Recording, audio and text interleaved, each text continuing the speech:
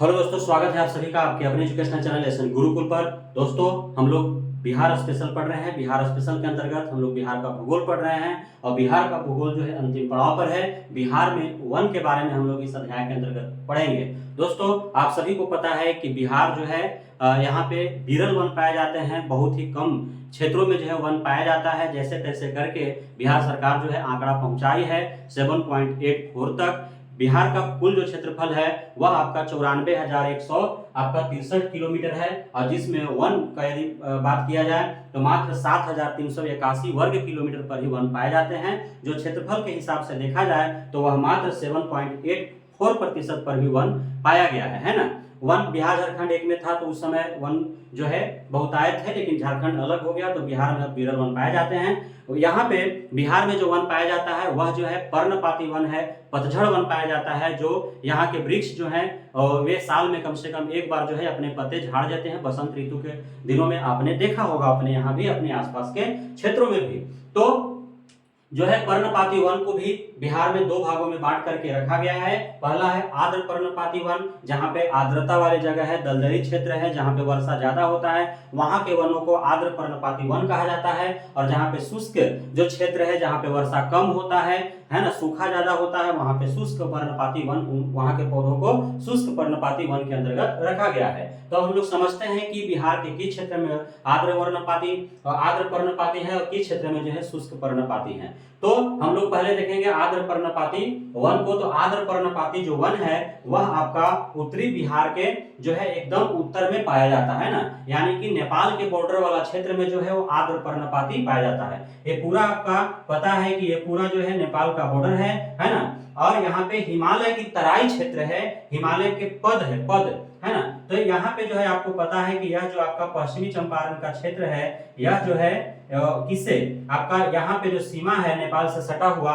यहाँ पे हिमालय का दक्षिणी श्रेणी जो है वो यहाँ पे लगता है। और यहीं पे जो है सोमेश्वर श्रेणी है। क्या है? सोमेश्वर श्रेणी है, यहीं पे दून है। तो इस क्षेत्र में जो पाया जाता है वन, वह क्या पाया जाता है? आर्द्र पर्णपाती वन पाया जाता है। और साथ ही ये जो आपका तराई क्षेत्र है, हमने आपको पहले भी बताया है कि यह जो है आपका नेपाल से सटा हुआ जो क्षेत्र है वो हिमालय से काफी नजदीक होने के कारण 10 किलोमीटर के पट्टी में लगभग जो है एक तराई क्षेत्र यहाँ पे बन गया है। और तराई क्षेत्र के वन को तराई क्षेत्र के वन कहा जाता है ना।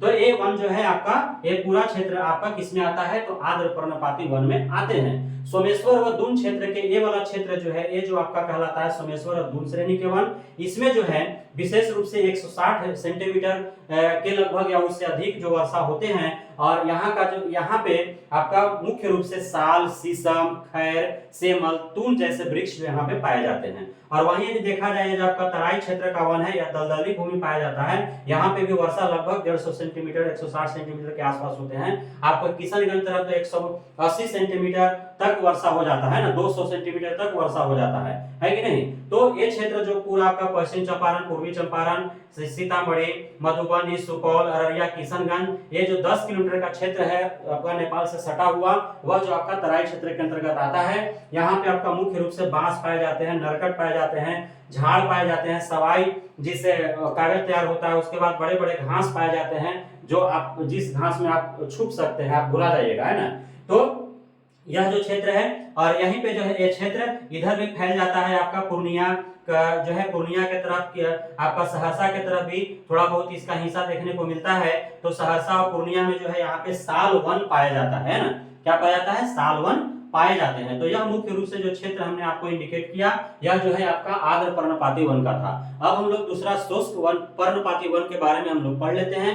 शुष्क पर्णपाती वन है जो मुख्य रूप से आपका पाया जाता है दक्षिण के क्षेत्र में पाया जाता है। कहाँ पाया जाता है? दक्षिण के क्षेत्र में पाया जाता है। जो झारखंड से सटा हुआ जो जिला है उनमें जो है शुष्क पर्णपाती वन पाए जाते हैं। और यहाँ पे मुख्य रूप से जो है आपका शीशम मिल जाता है, महुआ मिल जाता है, खैर मिल जाता है, आंवला मिल जाता है, पलाश के पेड़ मिल जाते हैं, अकलताश मिल जाते हैं, आसन मिल जाते हैं। इस प्रकार के जो है यहाँ पे वृक्ष पाए जाते हैं ना। तो ये जो है आपका वर्षा के आधार पर जो है वनों को बांटा गया है, वनों को विभाजित किया गया है। जहां पे अधिक वर्षा हो रहे हैं वहां का जो है आर्द्रता बना हुआ है, वहां पे आपका आर्द्र पर्णपाती वन है। जहां पे कम वर्षा हो रहे हैं वहां पे का जो है सूखा पड़ रहा है, शुष्क वहां की भूमि है, इसलिए शुष्क पर्णपाती वन कहे गए। अब जो है सघनता के आधार पर जो है 3 भागों में बांटा गया है बिहार के वनों को। सघनता यानी कि वृक्षों की एक जो है विशेष क्षेत्र में जो वन का क्षेत्र है वहां पे वृक्षों की जो संख्या है वो क्या है, वृक्षों का वहां पे किस प्रकार से वृक्ष है, मतलब सटे सटे हैं या फिर अलग अलग है या फिर बहुत ज्यादा फैलाव में है। तो इस तरह से 3 भाग में बांटा गया है।